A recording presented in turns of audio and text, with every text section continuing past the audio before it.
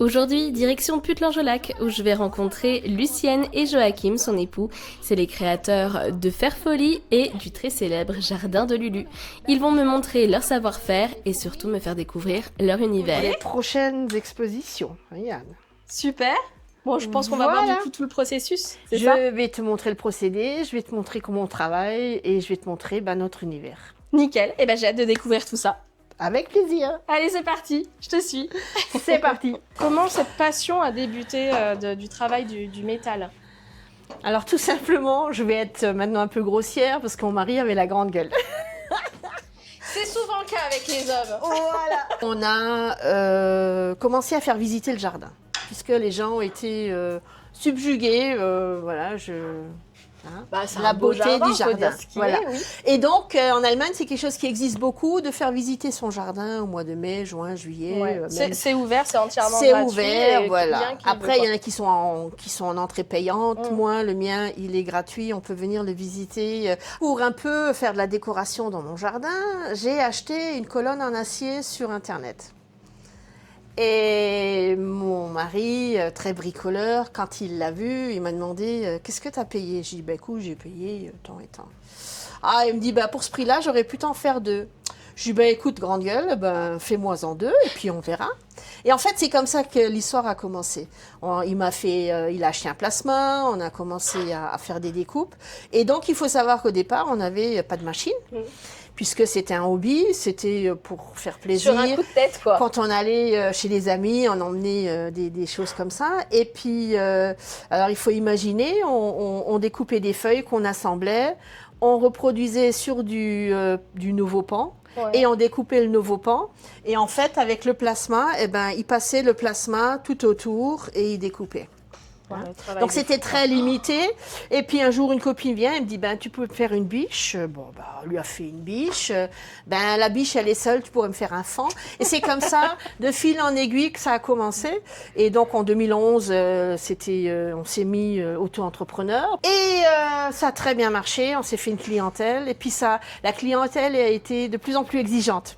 Elle voulait des choses beaucoup plus pointues, précises et tout. Plus délicates. Et donc un jour il est venu, il a dit écoute, moi j'ai trouvé un nouveau jouet. J'ai trouvé un nouveau jouet, je voudrais m'acheter une machine. Je suis oui, je n'étais pas contre l'idée d'acheter une machine. Simplement quand il m'a dit le prix, c'est un beau jouet. J'ai dit pour un hobby c'est quand même un beau jouet et puis oui mais ça va m'ouvrir d'autres choses. On va pouvoir faire des choses beaucoup plus fines, on va pouvoir faire un peu de la dentelle, on va dire des choses comme ça.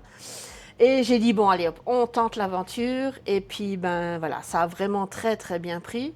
Et donc, en 2018, la demande étant tellement grande, mon mari a arrêté de travailler de là où on était. Et il s'est mis à son compte et on a ouvert notre entreprise. Et finalement, la grande gueule, ça paye. Oui, heureusement. Non, mais j'avais pas de doute. Mais c'est vrai que quand on dit que pour un hobby, on va dépenser 10 000 €. Mais le fait d'avoir déjà une très bonne clientèle et que, comme on était sérieux, qu'on bossait bien, le bouche à oreille était vraiment très très bien parce que je fais pas beaucoup de pubs. Et oui, après, tu es présente sur les marchés qu'il faut. Voilà, au départ, on a fait beaucoup de marchés. Là, maintenant, on n'arrive plus à suivre parce que on a toute la semaine où on bosse dans l'atelier.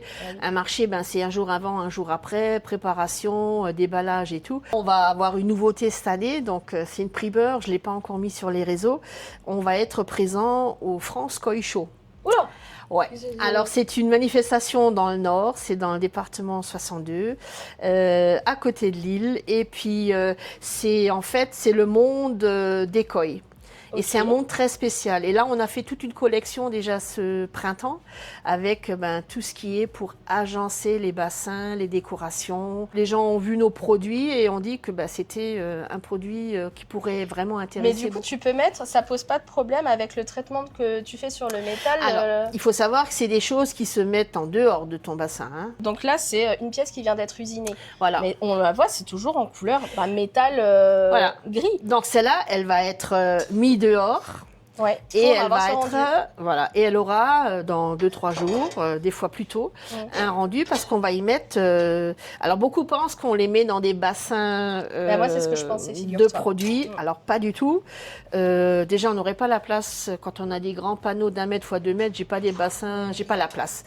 Donc nous, on a longtemps cherché avant qu'on se lance, et en fait, on fait une saumure avec du vinaigre blanc, du gros sel et beaucoup d'eau. Donc, Quelque chose d'assez naturel finalement. presque on pourrait la mettre dans la salade.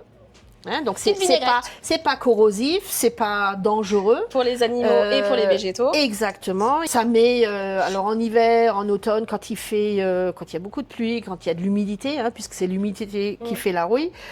Là, ça peut être en 1 heure, en 3 heures, ça peut rouiller très très vite. Ouais. En été, c'est un peu notre problème, c'est que C'est trop sec. là, ça fait déjà un bout de temps qu'il n'a pas plu, mis à part la tempête la semaine dernière. Mais Donc, c'est tu te serais bien passé pour le coup. Je me serais très bien passée, oui. Alors, Mais petit entre deux, ce serait bien. voilà, donc l'humidité, c'est quand même notre allié pour pouvoir faire une patine. Donc, et à savoir que la patine, elle ne sera jamais identique. Et uniforme. J'ai des fois, je fais 2 panneaux. J'ai 2 patines différentes. Pourquoi pas garder ce côté métallique, justement, un peu brillant, aussi sympathique? Pourquoi partir sur un aspect rouillé? Ça, si je le garde comme ça, il va, de toute façon, même si je mets rien dessus, il va rouiller. Ça va mettre plus de temps. Ça va mettre plus de temps, mais ça va rouiller. Donc, si vous voulez quelque chose qui reste comme ça, il faudrait prendre de l'inox. Mais l'inox, nous, on ne sait pas souder. C'est encore un processus différent. L'inox, il faut savoir le souder et on est déjà content de faire ce qu'on fait parce que bon, il faut quand même que je précise, mon mari, c'est pas un chaudronnier de métier. Oui. Il a tout appris sur appris sur le tas et il a regardé beaucoup de tutos et il a appris, comme il dit toujours, je suis un soudeur youtubeur. On a la plaque, 1 mètre x 2 mètres. En général, c'est les plaques standards. Hein. La plaque est programmée de telle façon qu'on ait vraiment le moins de chute possible et on essaye d'utiliser le plus de matière en acier. On a donc sur l'ordinateur notre programme qu'on va transformer en fichier DXF, hein, donc c'est le fichier avec lequel on travaille, sur la petite clé USB qu'on va mettre dans la machine, dans la fraiseuse là, la découpeuse, et on va démarrer et ça va exactement reproduire ce qu'on a à l'écran, avec les cotes et tout. Et donc, il faut toujours essayer d'avoir le plus de pièces avec le moins de chutes possible, parce que les chutes, ça coûte de l'argent. C'est ça. Et là, du coup, c'est quoi? C'est une commande spéciale, personnalisée ou Non, là, on a mis sur la clé une plaque qu'on découpe en général pour nos objets où on va sur les marchés. Oui, parce que vous faites une production plus générale, standard, on va dire. Voilà, alors on a notre production habituelle, on va dire, voilà, que ce soit les petites filles, les petits garçons, les fleurs, les animaux. Et ensuite, on a les choses qui sont vraiment personnalisées. D'accord, ok, donc, ça peut marche. être les colonnes personnalisées, c'est les panneaux personnalisés, ça peut être des objets insolites,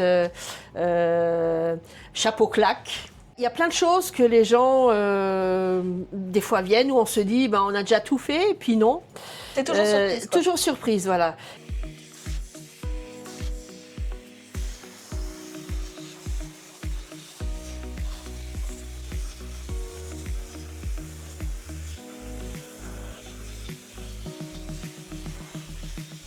La fourmi, elle va sortir comme ça. Donc, on a construit quelque chose de très très simple.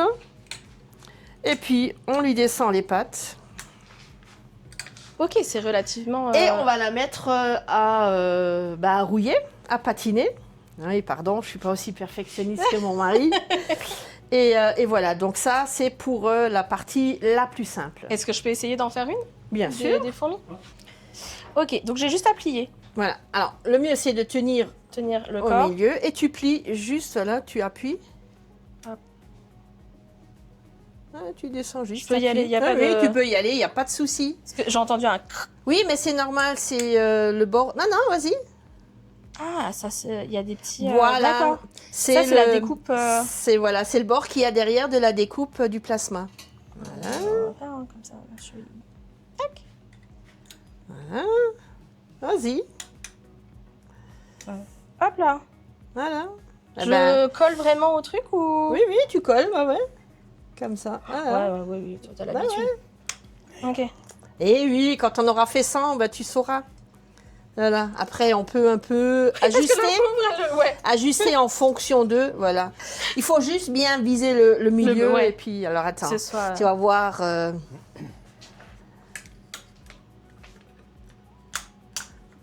Voilà. Oui, forcément, quand on a l'habitude aussi. On est représenté en Belgique, au Luxembourg, dans les Pays-Bas, aux États-Unis. Oh. J'ai envoyé, une dame qui a emmené des petits soleils aux États-Unis. On est en Suisse. Soleil de Moselle. Ouais, on est en Suisse. On est vraiment, il y a des gens qui viennent. Ah oui, mais nous on vient d'Italie. Ah ouais, bon, ok. Tu me montres un petit peu ton univers. Donc là, on vient de voir un petit peu toutes les étapes de production. Voilà. Mais tu fais pas que ça en fait. Toi, tu as été vraiment ce qui a été le début de toute chose. On en parlait tout à l'heure, c'est ton jardin. Oui. Bon, qui est un petit peu morflé, on le sait avec la tempête. Le jardin. Mais moi, j'aimerais bien découvrir un peu ton univers. Ouais. Tu me le montres ? Jardin a morflé. De base, je ne suis pas du tout paysagiste. Je n'ai pas travaillé dans ce domaine. Alors, comment tu as commencé ? Parce que.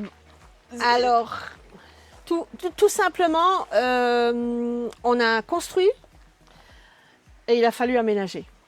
Alors au début, on a un peu planté ce qu'on pensait. Devant, on a mis plein de choses qui végétaient, qu'on mettait, voilà.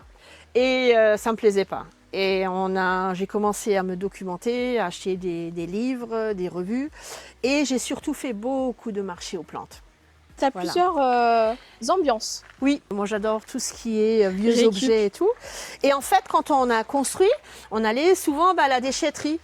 Et je voyais plein de vieilles choses qui étaient jetées, des pots à lait, et ça me faisait mal au cœur. Et j'ai récupéré énormément de choses. Je dois être, je crois, 100 de pots de lait que j'ai en bas sur la terrasse.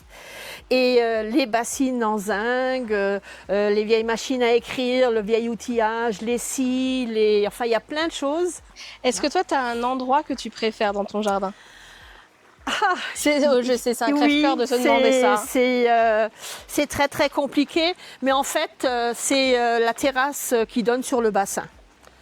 Hein, donc c'est vraiment la pièce. Et tout ça, c'est ton mari et toi qui avez tout fait. Ouais. La pièce maîtresse de notre jardin. Hein.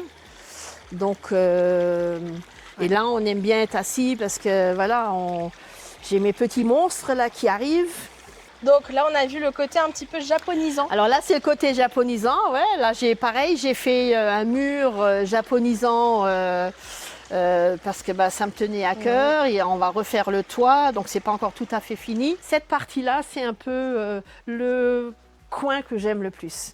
Parce que d'un côté, on a nos plantes Chabrasero, on a notre coin apéro. Et c'est un sacré coin apéro quand même. On reçoit nos amis, la famille et tout ce qui s'ensuit. Alors on a vu tous tes espaces, tous tes univers. Voilà. Est-ce que tu as d'autres idées pour développer encore l'activité ? Les idées, j'en ai plein. Il me faudrait encore au moins 50 ans de vie. Et ça, j'aurais pas. Non. Alors, aux portes ouvertes, j'ai eu beaucoup de monde.